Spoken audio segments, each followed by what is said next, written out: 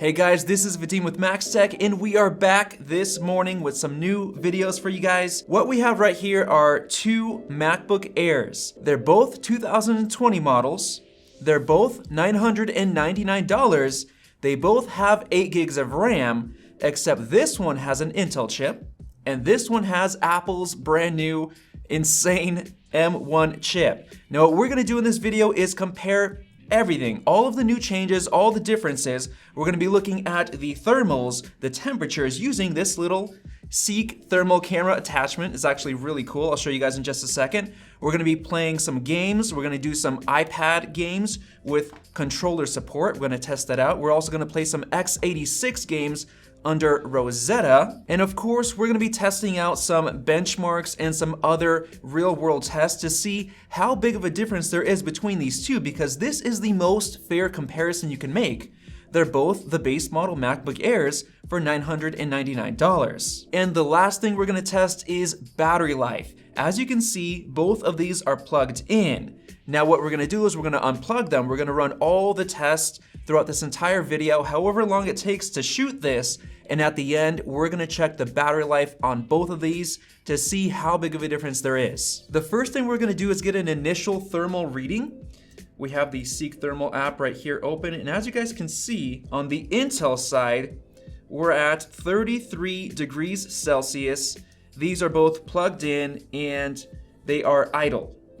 Let's go over to the M1. Looks like we have 28 degrees Celsius at idle, and it looks to me like the heat point is actually smaller over here, closer to the corner. So that is a huge difference, 5 degrees Celsius while idling. So both of these are fully charged. I'm gonna go ahead and unplug them. Now, talking about the physical differences, there really isn't much at all. They're basically the same. The battery sizes are the same, the body sizes, thickness, everything displays. The only significant difference is the new P3 wide color gamut support with the M1 MacBook Air. As you can see, we can view this WebKit logo, whereas on the old Intel Mac, you cannot. So that's actually a pretty big deal for people who needed a MacBook for color grading or photo editing. That's actually a pretty big deal. So for people who require that, you can actually go with a MacBook Air this year. Now, as far as the keyboards and trackpads are identical, and the keyboards with the Magic Key feel is the same. However, there are some new keys or buttons. As you guys can see right here, we have a little globe logo. If you tap it, we get the emojis. So you don't need the touch bar to get this. This is actually a really nice touch because it blends in better with the kind of iOS ecosystem. On top of that, we're replacing 3 keys right here, the function row, instead of these 3 with the keyboard backlighting controls and this app key. We are now getting a spotlight search key, which is very useful. We're also getting a dictation key and do not disturb, which is a pretty interesting addition because it's mainly used to not get notifications, and it's very useful for LTE. So I'm wondering if we'll be getting LTE service for MacBooks sometime later. Now, one of the things a lot of people are complaining about is the lack of 4 ports, but the old Intel MacBook Air from this year still just has 2 Thunderbolt 3 ports, whereas the new M1 MacBook Air has 2 USB 4 ports, which also support Thunderbolt 3 as well. So on the newer MacBooks that we might be seeing next year, we should be getting 4 ports. Now let's go ahead and jump into performance, which is the main focus of this video. We've got Geekbench 5 right here. As you can see, the Intel has the i3 running at 1.1 gigahertz, and we have the new Apple M1 right here with 3.19 gigahertz. Both have 8 gigs of RAM, and we're gonna be testing that a little bit later to see if 8 gigs really is enough for the new M1 chip with the new unified architecture. So let's go ahead and run the CPU benchmark. Geekbench is finishing up, and as you guys can see, we're at 29 degrees Celsius on the M1. Moving over to the Intel, we're at 36 degrees Celsius, so it's quite a bit hotter. That's 7-degree difference in Celsius. All right, guys, those of you who bought the Intel version of the MacBook Air earlier this year, I am so sorry. We have our results. All right, the multi-core score is about 3.5 times faster. The same $999, 3.5 times faster. And for single core, you're getting about 65% faster performance as well. This score is absolutely insane. It's mind-blowing. Now, if you guys want to see how this new M1 fanless MacBook Air compares to the MacBook Pro with the fan, make sure to subscribe right now because we're getting that video out soon and we're really trying to hit 500K subs by the end of the year, so thank you guys. Now, moving on to the graphics test, this is going to show a huge difference. Let's go ahead and just run it. All right, we have our scores, and as you guys know, this has the 7-core GPU, not the 8-core M1, but here we're getting 2.7 times faster graphics performance, and even if you get the best i7 model with the G7 graphics, that gets around 10,000 metal score, so this is still almost 2 times faster even with that. Now, before we get into a real-world gaming comparison test, I do want to compare the webcams and the microphones because Apple did say that it has a new ISP, image signal processor, inside of the M1, so let's go ahead and test that out. This is the webcam and the microphone on the Intel MacBook Air, and what I'm seeing right now is a lot of noise in the exposures, kind of dark, my hair is kind of crushed, definitely does not look good. Now, moving over to the M1 MacBook Air, I'm actually pleasantly surprised because the whole scene is better exposed. Everything looks brighter and my hair is no longer crushed, but I am seeing some noise. So the 720p webcam still isn't great, but it's definitely improved. Moving on, I have Cinebench R23 open right here, and we're just gonna go ahead and start the test. This is gonna be a 10-minute test, and we're gonna start hearing the fan kick up on the Intel MacBook Air, which we won't on this new one. You guys can already see after about 40 seconds, this thing is so far ahead, it's insane. This thing's chugging behind. We actually have our temps right here, TG Fan Pro. It says it's at 100 degrees Celsius. The chip is at 100 degrees. Unfortunately, it doesn't work on the M1 MacBook Air because the sensors aren't quite supported yet, but they're both maxed out at 100% CPU. So the M1 is basically finishing up right now with the first score. This one's like halfway. It's kind of funny seeing this. And I am hearing the fan starting to kick up a little bit on the Intel. Let's see, we've got 56% of the fan's capacity is happening on the Intel, which is kind of crazy.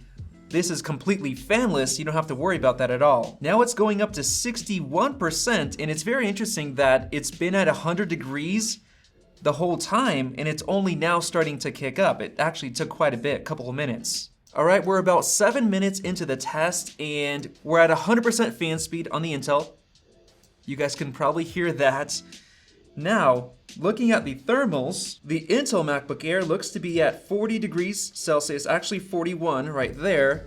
And looking at the M1, we are at 39 degrees, 40. So they're actually very similar, but it's impressive because there's absolutely no fan at all on the M1, and it's still 1 to 2 degrees cooler Celsius. All right, just because I'm curious, I opened up Intel Power Gadget, and it looks like the Intel MacBook Air is taking about 10.5 watts of power in full load while it's throttling. Now, in our last video benchmarking the MacBook Air, we actually found some very interesting results. We found that it does in fact throttle, so definitely watch that video if you're curious to find out about that. But we found out that the new M1 MacBook Air, after it throttles, it takes about 7 watts of power.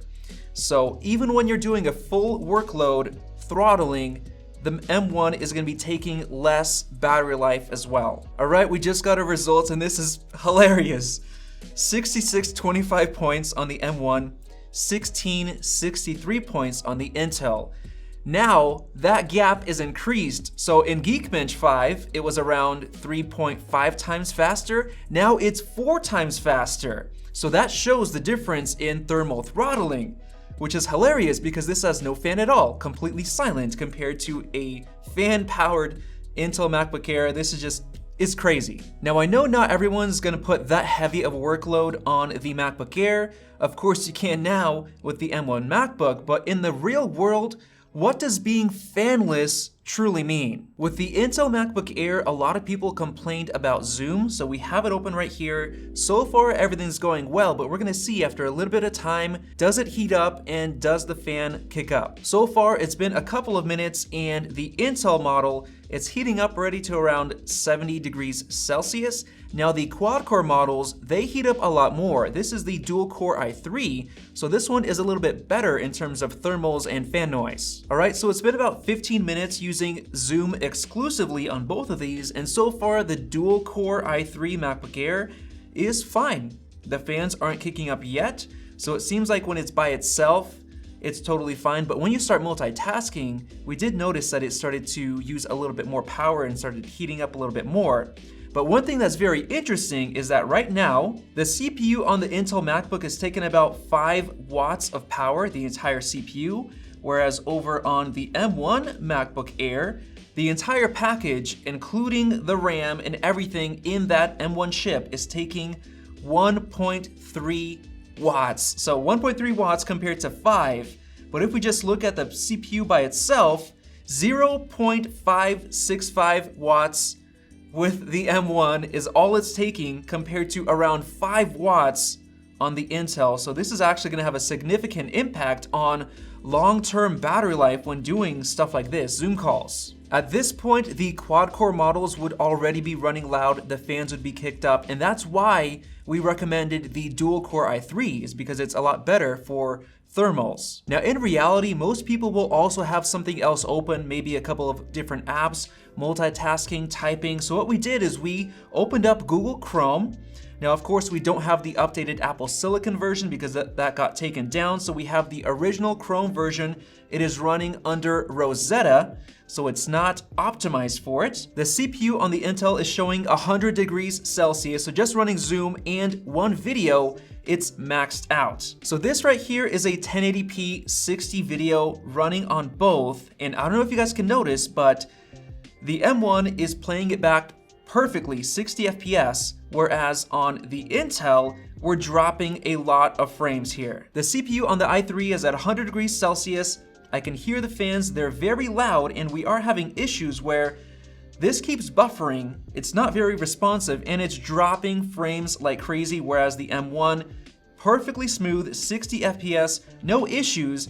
It's interesting that the CPU on the M1 is only at around 36 to 42% usage, and the GPU is at 44%, whereas on the Intel, we're at 83% CPU usage. Now it's 95 with 25% on the GPU, so it's really cranking up trying to run this video, whereas the M1 is doing it perfectly fine using Rosetta emulation, which is extremely impressive. So if you are running a couple of other things in the background or something like a YouTube video along with Zoom, you are gonna get loud fan noise even on the dual core. Now because the M1 is running Chrome so well under Rosetta, I'm curious to see the actual web browsing performance, so I have Speedometer 2.0 open right here.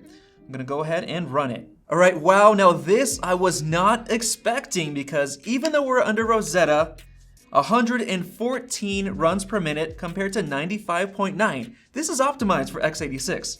This is not. So let's go ahead and jump into Safari, which is optimized for both of these, and run it again. Now what's very interesting about this test is that right now the CPU on the M1 is about 20% usage, whereas on the Intel, we're sitting at around 37 to 45% usage, so it's using basically twice as much power to run this test. The Intel MacBook Air just finished with a score of 96.7. That's very similar to Chrome, whereas on the M1, we got a score of 225 points. That's around 2.2 times faster for web browsing performance, which everybody does on the MacBook Air. Now, one of the claims that Apple made was that the SSDs on the new M1 MacBooks are twice as fast, at least on the MacBook Air. So let's go ahead and compare that. These are both 256 gig models. So let's run Blackmagic's disk speed test. We have our scores, and Apple was not kidding. We went from 812 megabytes per second write on the Intel to 2200. That is 2.7 times faster for write speeds on the SSD. And for the read, we went from 1300 to 2600, so that is double the speed for the read. This is basically gonna help the entire system feel more snappy. Apps are gonna open quicker, and transferring files from Thunderbolt 3 drives is gonna be faster as well. Now with that out of the way, let's get into gaming. Now previously, no one would ever buy a MacBook Air for gaming, but now with the M1, it actually does make sense, especially if you guys watched our video from yesterday. Extremely impressive, but what we're gonna do is we're gonna run a game under Rosetta, an x86 game for the Mac. Then we're gonna get into iPhone and iPad gaming with controller support. That's gonna be very interesting. But first, I do wanna run a benchmark. This is GFX Bench Metal, and it is optimized for Apple Silicon. I'm gonna run the 1440p Aztec Ruins high tier off-screen test. Now this score is what I am talking about.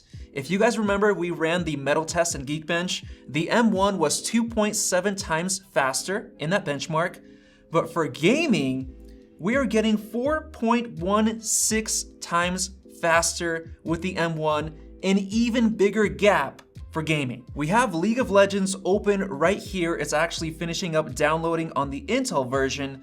This is gonna be running using Rosetta 2 on the M1 MacBook Air, so keep that in mind.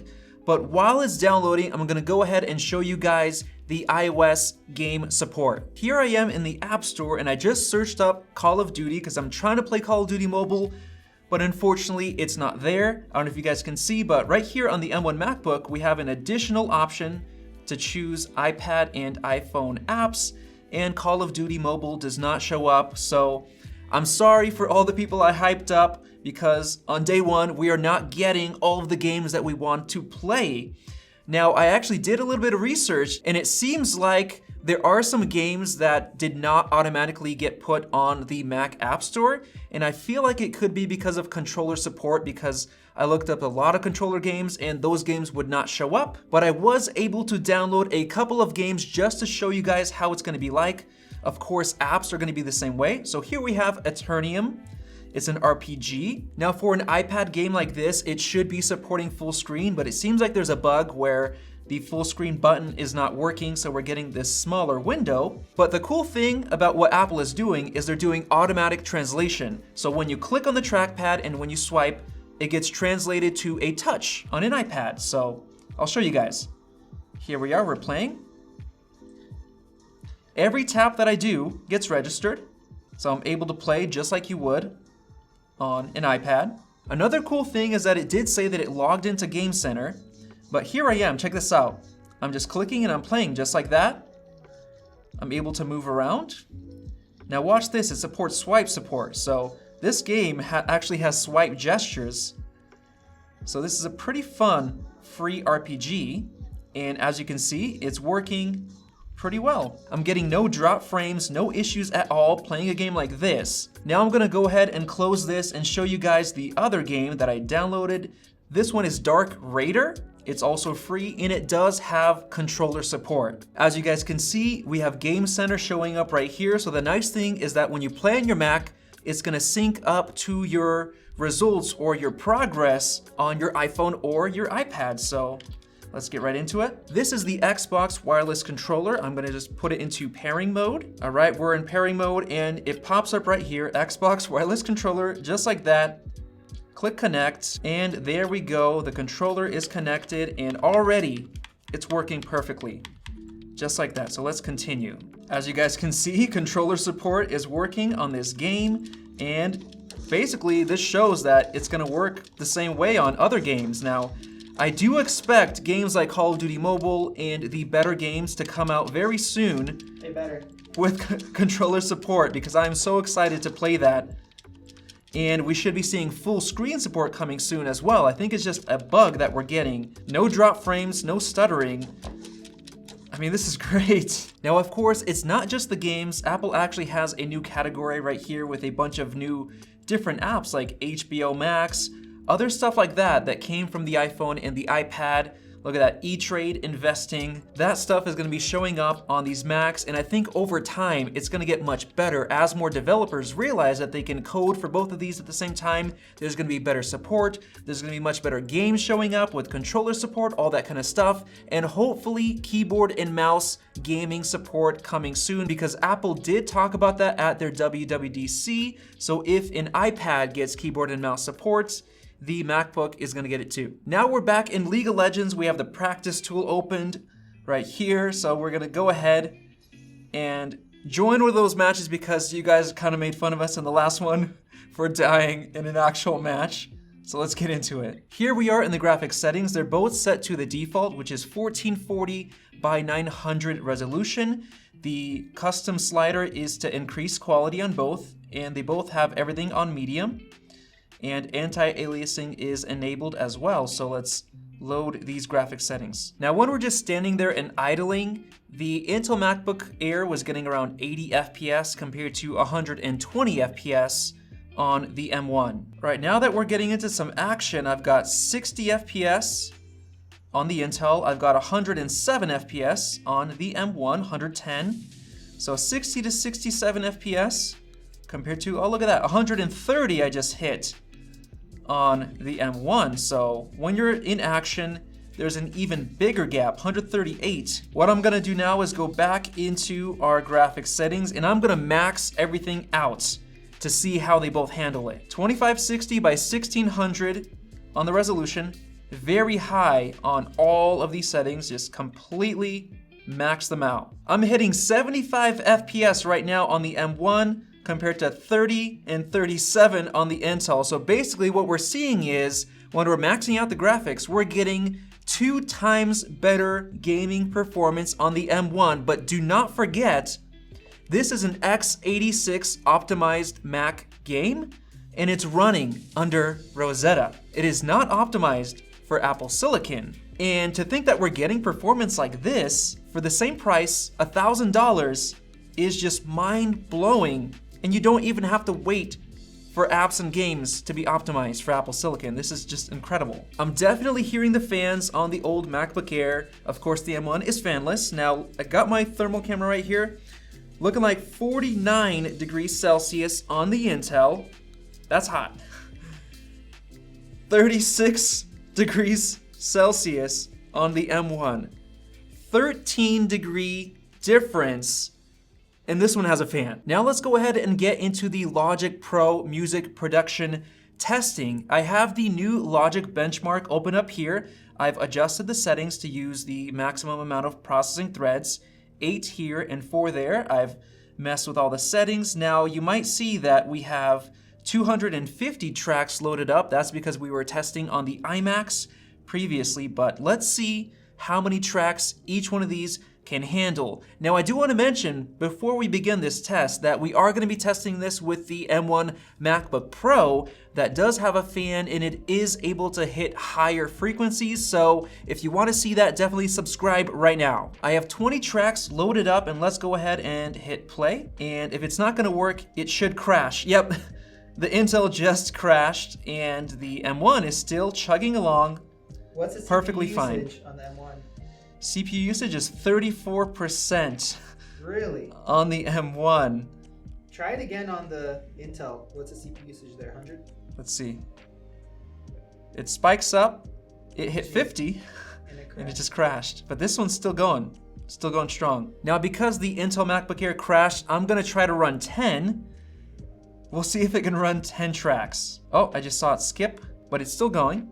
It's still going. Let's see if it runs the full, I think, 30 seconds. It almost finished the full test, but it did overload at the end, which means it did fail the test. It was not able to do 10 tracks. So obviously the M1 can do more than double the tracks, but I brought the Intel down to 8 and the M1 to 30, and let's run it again. Wow guys, I can't believe that this is handling 30 so well. The CPU usage is at 38% running 30 tracks.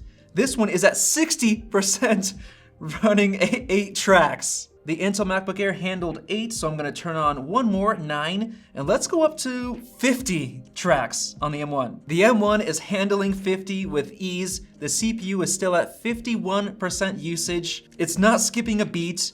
Even though it's fanless, we're not getting any throttling. It's not getting hot. Oh, the Intel just overloaded. It cannot do 9 tracks. It can only handle 8 tracks, while this is killing 50. Now we're going straight for 100 on the M1. This could mean nope, it overloaded. Okay, we're gonna go down a little bit. Here's 95 tracks, and so far it's almost all the way through and it's perfectly fine. 83% CPU usage right now. Oh, right at the end, it just overloaded right as it was about to get done.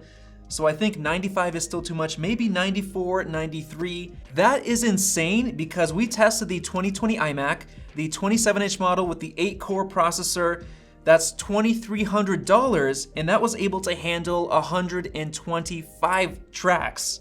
That's a desktop Mac. So if you're a Logic Pro user, before the MacBook Air was a no-go. 8 tracks compared to 93, 94 tracks. That is just such a massive difference that you can actually buy the MacBook Air and get really good Logic performance. All right, guys, now with all of that testing out of the way, it's been just about 3.5 hours since we unplugged these MacBooks. Check this out. The Intel MacBook is at 8% battery life, and the M1 is at 37% battery life. Now keep in mind, guys, the displays were maxed out the entire time. I turned off auto brightness, I turned off display dimming on the battery, and on top of that, we were putting a really heavy workload the entire time on both of these. Now you might be wondering, how is this possible? How is there such a massive difference? 7% to 37%. The reason is, even when we're using the full performance of the M1 MacBook Air, it's still using less wattage than the Intel. And one more thing, quite a few of the apps that we were running on the M1 MacBook Air were not optimized for Apple Silicon just yet. So when everything gets optimized, it's gonna be even better than it is right now. Now let's finally answer the final question. Should you upgrade to the M1 MacBook Air? Well, I'd say that even if you have the new 2020 Intel model, you should upgrade. And I'm sorry guys, but if you have one of these, try to sell it ASAP before everybody else catches on to the M1, because it's just such a massive difference. It destroyed it in every single benchmark, every test, everything. It destroyed it even using Rosetta to emulate x86 compared to native x86. Kills it in every way, including the battery life. There is just no competition, and I'd say this MacBook Air is so impressive that some people who are looking at the MacBook Pro with the M1 might just want to buy this one because it's performing so well and it's not throttling like we thought it would. Now, we are going to be doing a video directly comparing the M1 MacBook Air to the M1 MacBook Pro to see how big of a difference there is thanks to that fan. And the last thing I want to mention is that if you see a discounted Intel MacBook Air, maybe even as low as $700, $800, do not buy it. Never buy an Intel MacBook ever again. Only Apple Silicon, because the difference is just that huge. So there you guys go. Thanks for sticking out to the end of this video. Let us know your thoughts and comments down below. Please click that circle above to subscribe. Help us reach our goal of 500K, guys. Thanks for watching. Check out one of those 2 videos right there, especially the benchmark video, and we will see you in the next one.